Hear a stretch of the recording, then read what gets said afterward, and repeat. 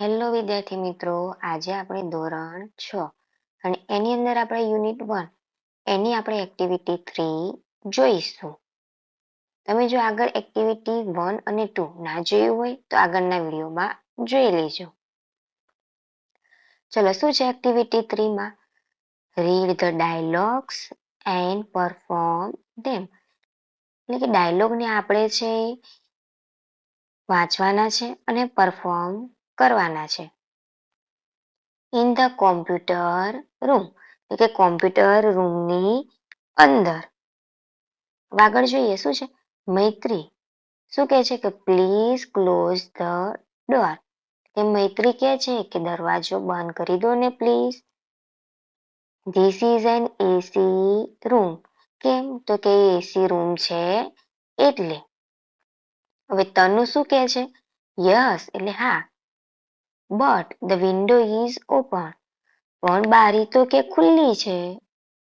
મૈત્રી please એટલે please કે છે ક્લોઝ ઇટ ટુ. એને પણ બંધ તું કરી દે ને પણ. હવે તનુ શું કે છે? ઓકે તો કે સારું. I will go and close it.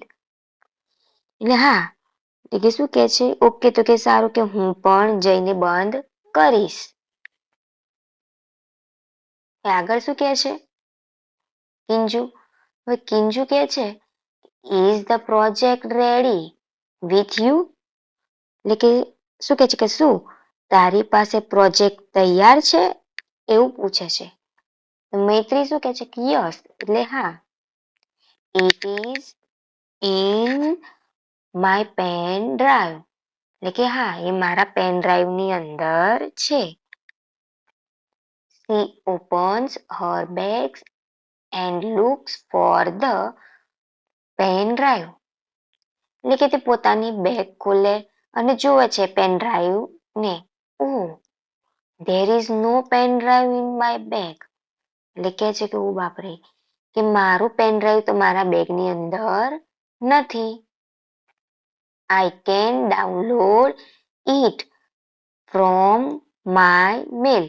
હવે એ શું કે છે કે મેલ દ્વારા હું ડાઉનલોડ કરી લઈશ. હવે કિંજુ શું કે છે? Will you please give me your pen drive? હવે શું કે છે કે મને તારું પેન ડ્રાઈવ આપીશ? કિંજુ કે છે કે સોરી એટલે માફ કરો. આઈ કાન્ટ એટલે કે હું આપી શકું નહીં. આઈ એમ યુઝિંગ ઇટ નાવ. કે હું અત્યારે તેનો ઉપયોગ કરી રહી છું. I will give it to you after the recess. એટલે કે છે કે હું એને રિસેસ પછી તે આપીશ. હવે આગળ શું કે છે રિસેસ પછી? ડ્યુરિંગ ધ રિસેસ એટલે કે રિસેસ દરમિયાન. Maitri look here is my new lunch box. એટલે મૈત્રી કે છે કે જુઓ આ મારું નવું લંચ બોક્સ છે. કિંજુ કેન આઈ સી ઇટ? હું તે જોઈ શકું? મૈત્રી કે છે ઓફકોર્સ એટલે કે ચોક્કસ. બટ આફ્ટર ધ લંચ એટલે કે જમ્યા પછી. કમ એટલે કે ચાલ. જોઈન મી એટલે કે મારી સાથે. ચલો આપણે એક્ટિવિટી 3 એનું આપણે બી જોઈશું. હવે બી ની અંદર શું છે? કમ્પ્લીટ ધ ડાયલોગ્સ એટલે કે ડાયલોગ પૂરા કરવાના છે. Use the sentence given in the box. એટલે કે સેન્ટેન્સ છે કે નહીં આ નીચે આપેલા છે ક્લુ એમાંથી આપણે પૂરા કરવાના છે ડાયલોગ. ચલો જોઈએ શું કે છે. અહીંયા લખ્યું છે teacher we are planning a cricket match. આપણે શેનું પ્લાનિંગ કરીએ છીએ? ક્રિકેટ મેચનું. But we don't have a kit. પણ આપણી જોડે કિટ નથી. હવે પ્રીતે શું કે છે? Sir there is a ball and a bat in our sport room. એટલે કે સર આપણી જોડે બોલ અને બેટ એ આપણા સ્પોર્ટ રૂમની અંદર છે. હવે ટીચર શું કે છે? Fine but what about the stump.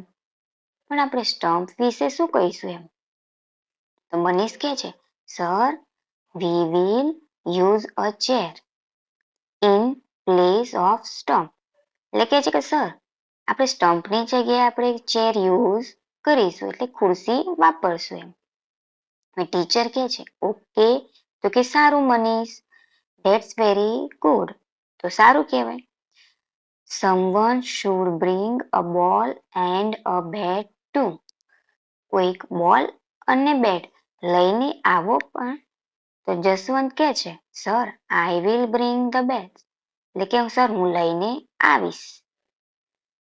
આગળ કહે છે teacher, who will bring the gloves and helmet?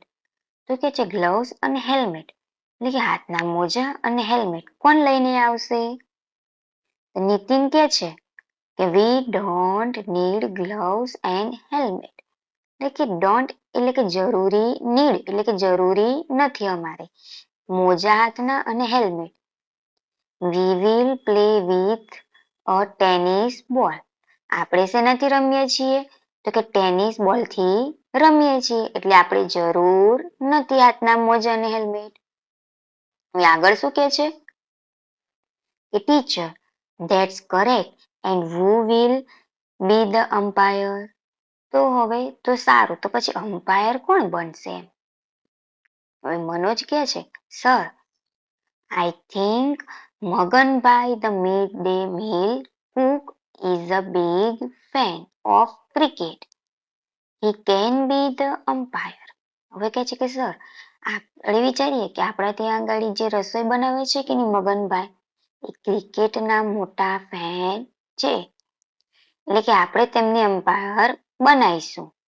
તો ટીચર કહે છે, ધેટ્સ ગ્રેટ, કે ખૂબ સરસ.